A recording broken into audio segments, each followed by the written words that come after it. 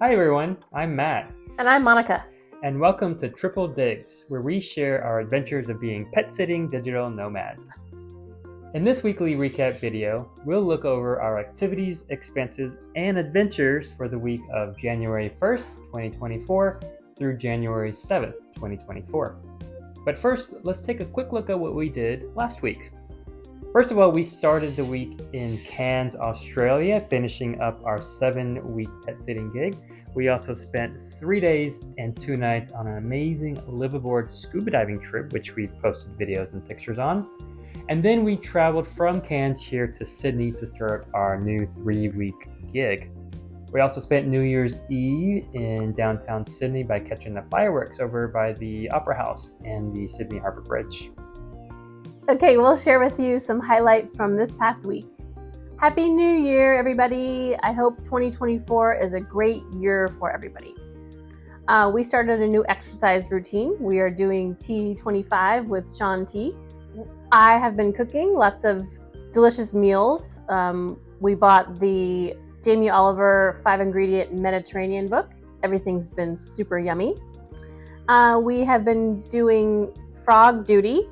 We have been taking care of 2 frogs, 2 green tree frogs.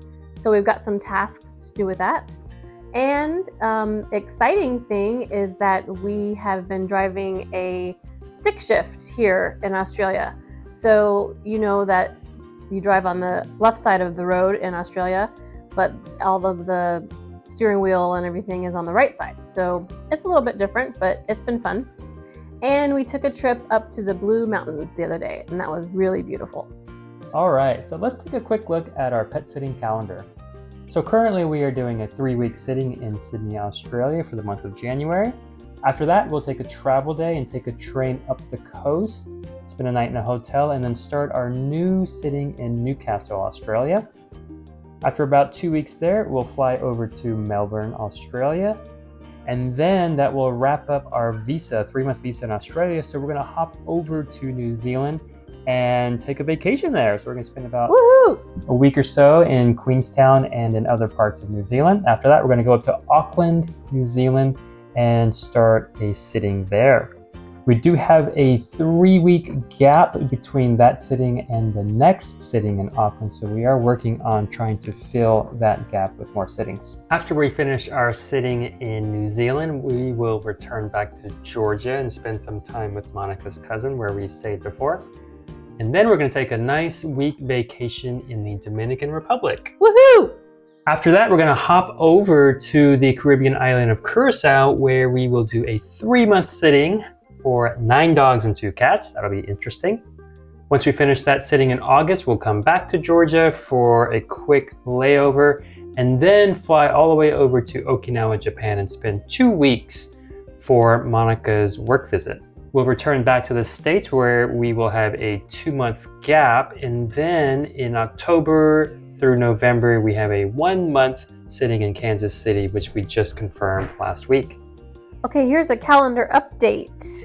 We had a sitting confirmed for Newcastle, but unfortunately the host had to shorten it by 2 days. So we had to decide, do we keep the gig and pay the extra money for housing or Airbnb hotel for those 2 days, or do we cancel? Ultimately, we decided mutually with the hosts to cancel the gig and look for a new one. And luckily, we ended up finding a new gig within the week to replace those dates. For the 3-week gap in New Zealand, we applied for and were confirmed for a sit in Rotorua, which would cover part of that gap. And the cool thing about that was we applied for that and we were accepted and confirmed within the hour, which doesn't happen very often. So we had another application for the New Zealand gap, which would have been great because it was perfect dates for us, but we never got a response from them. Even though we followed up a few days later about the application, we never heard back. So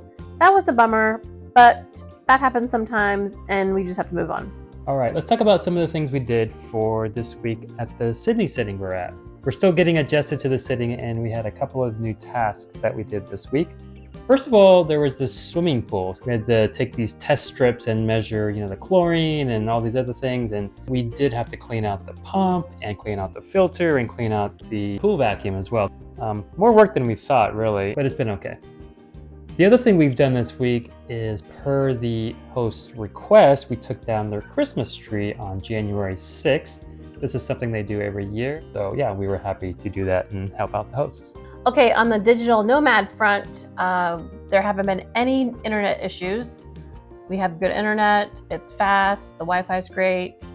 I have been teaching my classes on the weekend, no problem. The technology that we have to use is good too. We have use of another monitor and their printer, which is great because I like to print out my lessons. The digital nomading has been great here. All right, let's talk about the pets. So this week was the first time we've ever cared for frogs. We have 2 green tree frogs that we had to take care of. We had 2 tasks to do: feeding them and cleaning their enclosure. So for feeding them, what do they eat? I'm glad you asked, Monica. So the host left us with these live crickets. So we had to somehow get these crickets from out of this container. I don't know if you can see them in there jumping around. Actually, it's pretty easy. You just slide this out. They like to walk in there, and then you open the terrarium for the frogs and just kind of let them jump in there. So pretty easy task. Just have to get used to seeing nature, in action. Mm-hmm. One thing that surprised me was that I expected frogs to have like a long tongue and use its tongue to capture the cricket.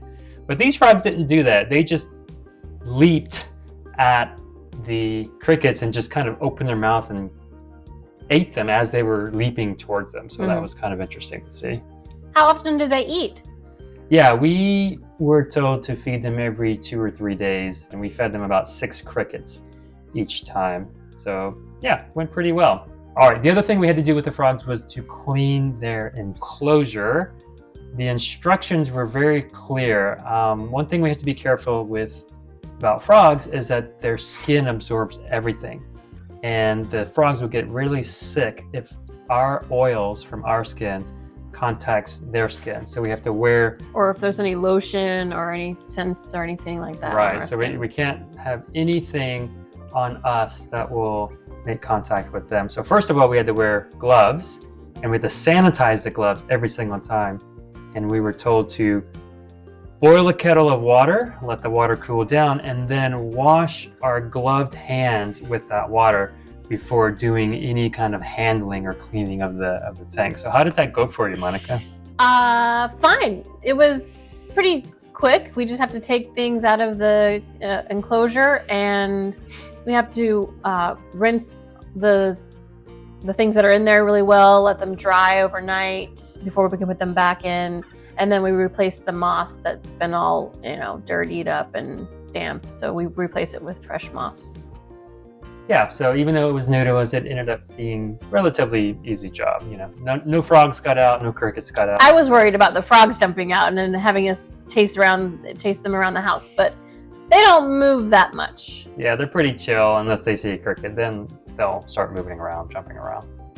So with the dog, a couple of things we learned this week was she's not very good on the leash. So we would walk her around the street, and one of the streets was a really busy main street, and cars would come right by us, and this dog would just leap towards the vehicles, jumping towards them and barking like crazy. Like, good thing I had a good handle on the leash. Otherwise, this dog would have probably been hit. And she's tiny.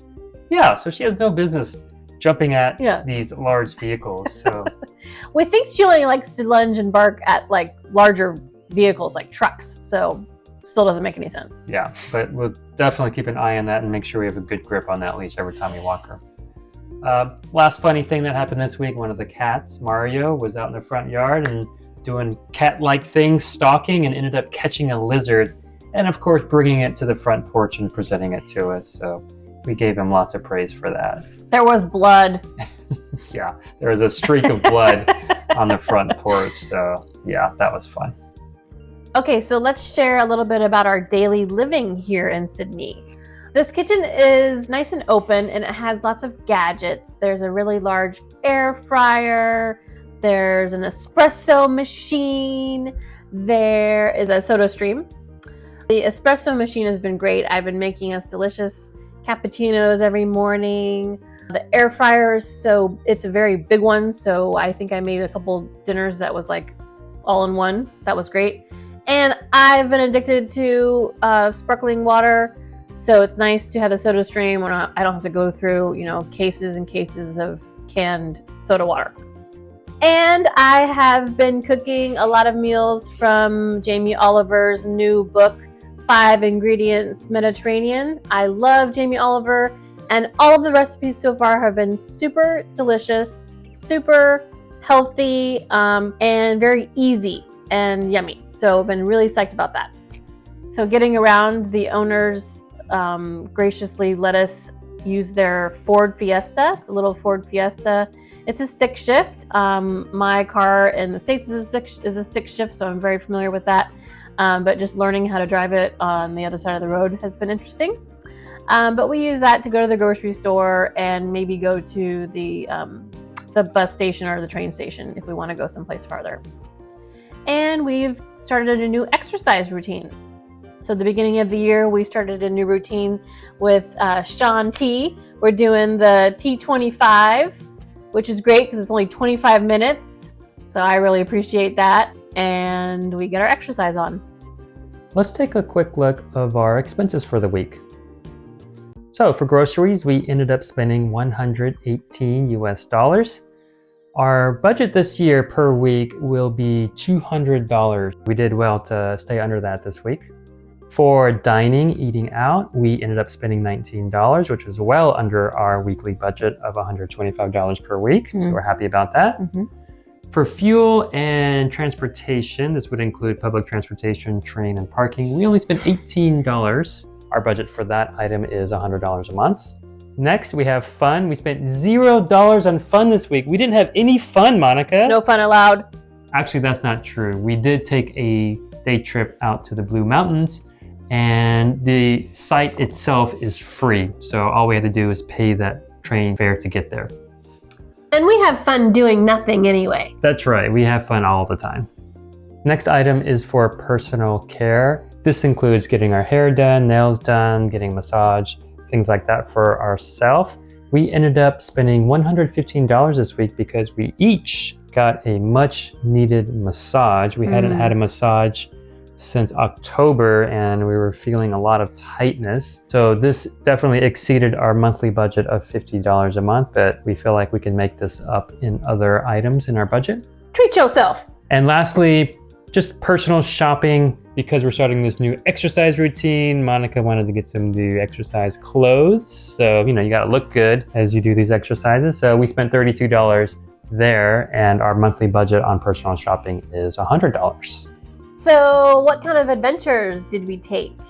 This past week, we took a day trip up to the Greater Blue Mountain area, which is this beautiful, vast, scenic area that overlooks the bushland and mountains and these beautiful rock formations.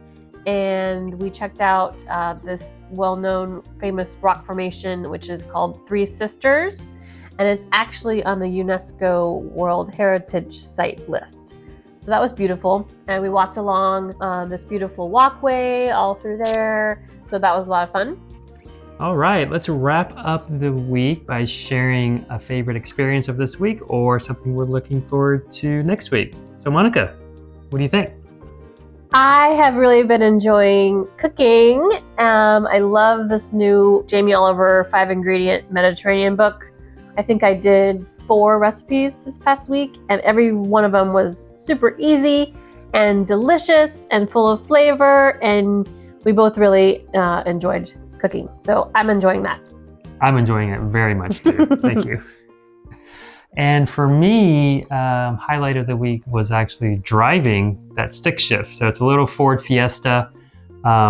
We've both driven in Australia from the previous sit, but that was an automatic. So having this stick shift, you're sitting on the right side, The pedals are the same as in the US, but you've got that stick shift on your left hand.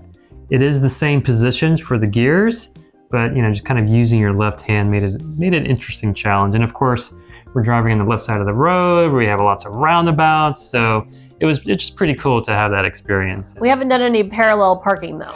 Yeah, we've been avoiding that. We'd rather round the block, find another parking spot than trying to do parallel park on the other side of the road.